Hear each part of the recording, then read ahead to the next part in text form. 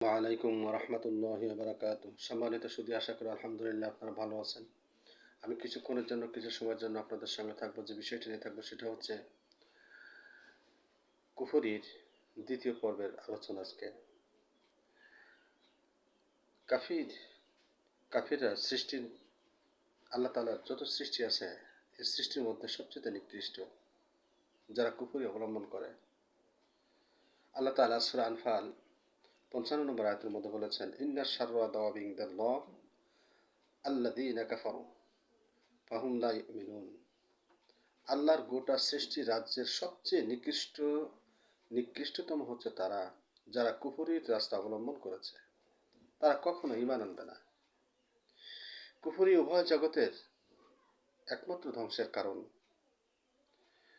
আল্লাহ তাআলা সূরা আল ইমরানের মধ্যে বলেছেন, ফাআম্মাল্লাযীনা কাফারু ফাউআযিবুহুম আযাবা শাদীদা ফিদ দুনিয়া ওয়াল আখিরাতি ওয়া মা লাহুম মিনান নাসিরিন। যারা কুফরির পথ অবলম্বন করেছে আমি তাদেরকে দুনিয়া ও আখেরাতে কঠিন শাস্তি দেব, তখন তারা কোনো সাহায্যকারী পাবে না।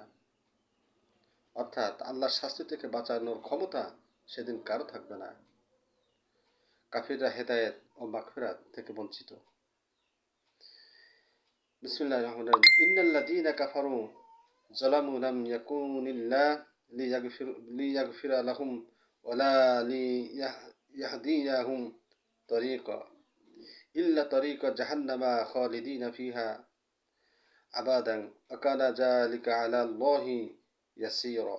আল্লাহ তাআলা সূরা নিসার মধ্যে বলেন, যারা কুফরি অত্যাচারের পথকে তারা বেছে নিয়েছে, আল্লাহ কখন তাদেরকে মাফ করবেন না এবং সফলতার রাস্তা তাদের দেখাবেন না।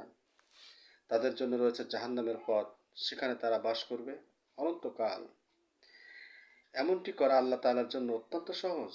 অর্থাৎ যারা কুফরি এবং জুলুমের উপরে আমৃত্যু অবস্থান করে, আল্লাহ কখনো তাদেরকে মাফ করবেন না।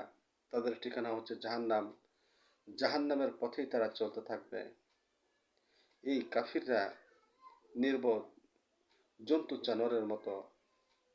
আল্লাহ তাআলা সূরা বাকারার ১৭১ নম্বর আয়াতের মধ্যে বলেন, বিসমিল্লাহির রহমানির রহিম, মাসালুল লাযীনা কাফারু কামাসালিল লাযীনা ইয়ানাঈকু বিমা লা ইয়াসমাউ ইল্লা দুআআ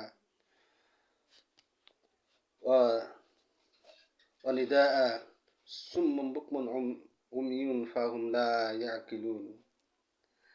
আল্লাহ তাআলা বলেন, কাফিরদের উদাহরণ হচ্ছে কেউ এমন জন্তুকে আহ্বান করছে যা কিছুই শোনে না, হাঁক ডাক আর চিৎকার ছাড়া, বধির, মুখ এবং অন্ধ, সুতরাং তারা কিছুই বোঝে না।